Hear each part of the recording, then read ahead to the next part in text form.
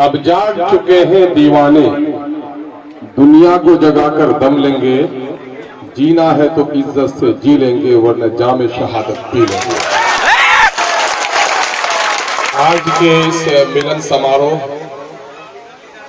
के महबूबे नजर लीडर मरकज़े महफिल और आज की सभा के सदर, इस इलाके के मारूफ मुखिया और मुखिया संघ के अध्यक्ष और पूरे सीमांचल में सीमांचल की तकदीर और तस्वीर को बदलने के लिए अग्रणी भूमिका निभाने वाले लीडर जनाब भाई सिकंदर आजम साहब,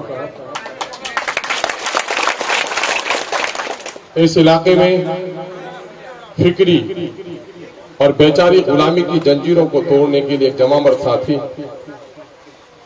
और अंधेरे में चिराग जलाने वाले साथी, बेबसों और लाचारों की जबान बनने की हिम्मत करने वाले मेरे अजीज दोस्त जनाबे भाई डॉक्टर अबू सायम साहब, डाइस पे तशरीफ फरमा अमोर के अवाम की पिछले दिनों में कांग्रेस की बड़ी मजबूत नुमाइंदगी कर रहे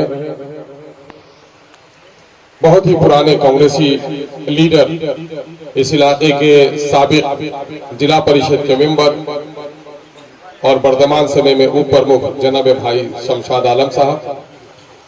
मुझे बेपनाह मुसर्रत और सादेमानी का एहसास हो रहा है कि आज के इस जलसे में हम और आप मिलकर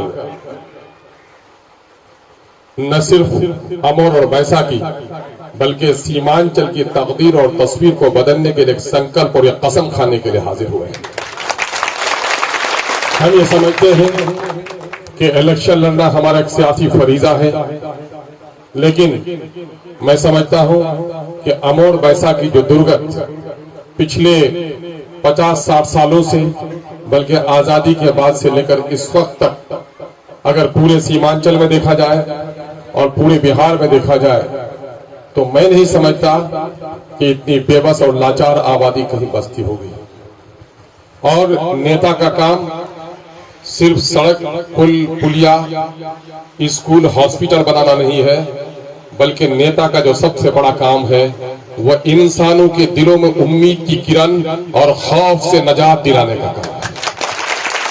अभी भी बाबू हमारे अकरम हैं, मौलाना गयासुद्दीन साहब के साहबजादे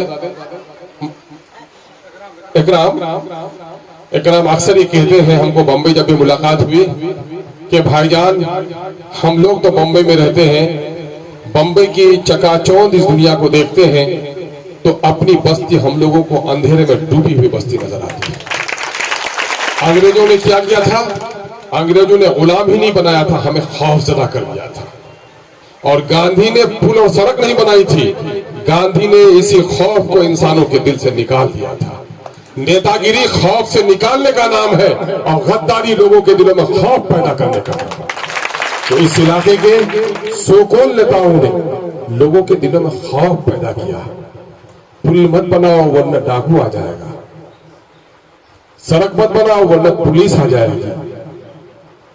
पढ़ी लिखी छोला की करे लो मियां, कब तक तुम्हारा स्कूल करो, सरकारी स्कूल की पढ़ाई हो चलेगी? ये कहकर तसल्ली देने वाला शायद एक जुमला इस मनहूस कयादत के पास बाकी रह गया था।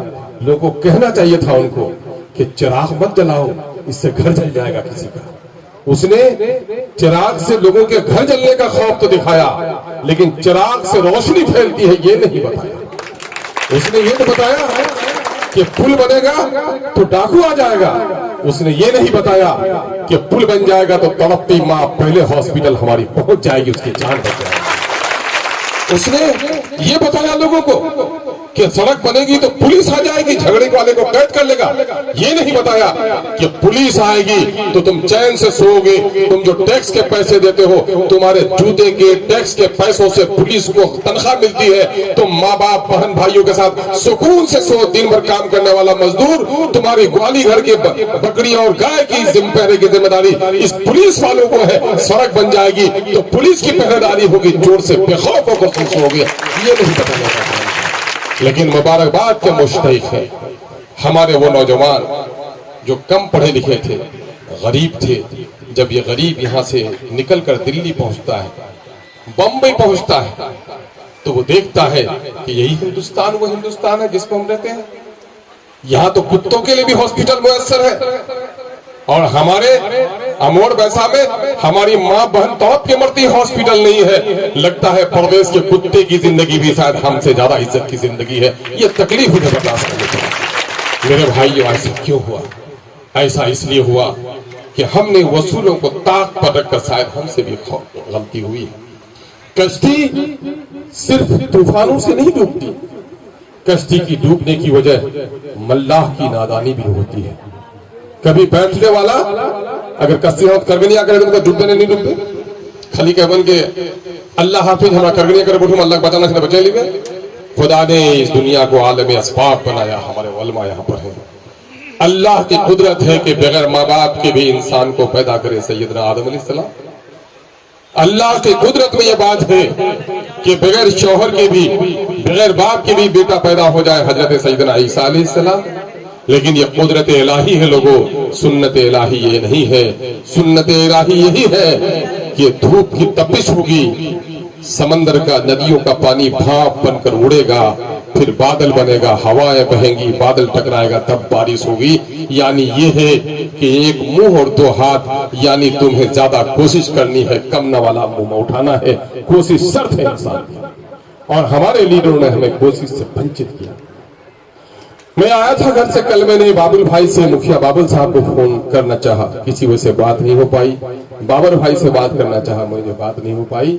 मेरी आंखें उन्हीं भी तलाश कर रही हैं कि मुखिया बाबुल साहब या बाबर भाई, ये जो तहरीक उठी है, अख्तरुल ईमान को एमएलए बनाने की तहरीक नहीं उठी है। मैं अपने खुदा को गवाह रखकर कहता हूं कि एमएलए बनना मेरा शौक नहीं है। मैं अपने मजलूम भाइयों के पांव के कांटों को अपने दांत से निकाल लूं, यही मेरी आरज़ू है। और यही वजह है शायद कि अल्लाह को मेरी अखलास भरी तमन्ना पसंद आई। वरने एमएलए का उम्मीदवार वापस लौटता है क्या? एक मरतबा पगड़ी बांध लिया मैदान में तो चल लेता है। लेकिन मैं कहूंगा मेरी पार्टी और मेरे पार्टी के लीडर जनाब बैरिस्टर असदुद्दीन ओवैसी साहब को मुबारकबाद दीजिए कि इस पार्टी का नाम रखा उनके बाप दादा ने इत्तेहादुल मुस्लिमीन। इत्तेहादुल मुस्लिमीन क्यों रखा था? चूंकि वहां पर सबसे मजलूम आबादी थी उस वक्त हैदराबाद में। सन 1950 या 52 में वहां पर पुलिस एक्शन हुआ था, तो वहां पर सोलापुर के इलाके से लेकर हैदराबाद तक जो पुराना निजाम का इलाका था, पटेल के जमाने में उस वक्त पटेल कांग्रेस का लीडर जो होम मिनिस्टर भी था। और आपको सुनकर ताज्जुब होगा कि हमारे बिहार और बंगाल की तरह अंग्रेजों का गुलाम हैदराबाद कभी नहीं हुआ। हैदराबाद में जो कानून चलता था, हैदराबाद के निजाम का कानून चलता था। चारों तरफ गुलामी हो गई थी, तो मजबूरी की वजह से खिराज देता था वो अंग्रेजों को। अंग्रेजों का कानून वहां नहीं चलता। उनके अपने अफसर थे, उनकी अपनी करेंसी थी, उनकी अपनी फौज थी, उनका अपना हेलीकॉप्टर था।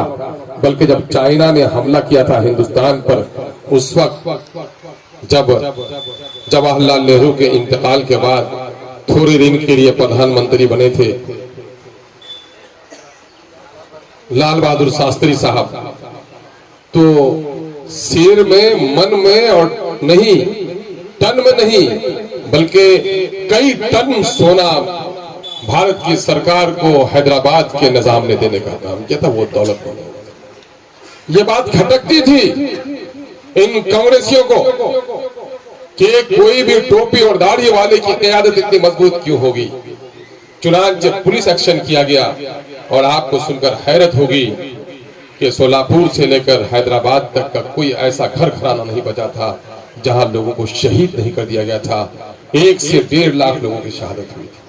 आज का नहीं, 130 करोड़ का भारत नहीं, उस वक्त 50 करोड़ का भारत, बल्कि उससे भी कम 38-40 करोड़ का भारत था। उसमें तकरीबन 1 लाख से 1.5 लाख के दरमियान के लोगों को शहीद किया गया। और कोई घर ऐसा नहीं था जहां मातम नहीं था।